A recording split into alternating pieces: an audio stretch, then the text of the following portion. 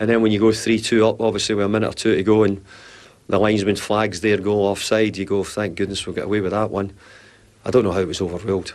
I don't know how he can. I don't know how or why he would have to go to him if the linesman gives an offside. We very rarely see that in any game where the linesman put their flag up and then it would be changed. You were speaking to the referee at length as you came off the pitch. What was he saying? Well, he said he was alerted. The linesman put his flag up because he was alerted. I've never really heard of that, but I take his word for it that he went to see what it was. And I've had a look at it, and I think the offside you could claim is tight, but the linesman, the reason I think he stuck his flag up was because of offside. But if he didn't, it's the Bournemouth player who puts the ball in his net with his arm. So for us then, if you don't see that, well, then obviously you're stopping. I actually felt there would be no problem. It'd never get overruled. I couldn't in a million years at the time think. So I'm still trying to work out how it can be overruled. Will you go and have a chat to the referee a bit later? No, I don't think so. I mean, the referee will see it himself. They get disappointed if they don't get it right. Look, the last thing we want to do is blame referees. They do a great job in this country. You know, I think they all try to referee the games the best they can.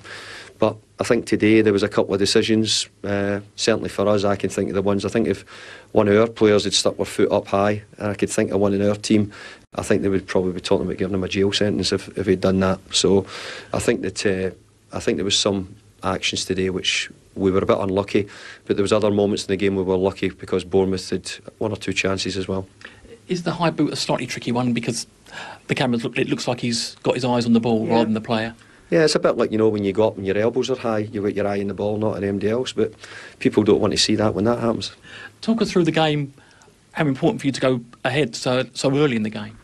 Well, we've been doing it in the games. I mean, the bigger disappointment is that after that, how we play. You know, for us, I'm now realising the length of my job and what we're going to have to do to improve it. So, no, we need to get back in the training ground and see if we can work on a lot of things to improve it. But I've got to say, they showed great spirit.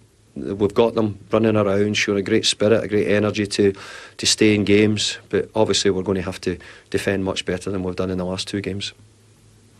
Thanks for your time. Cheers. Thank you.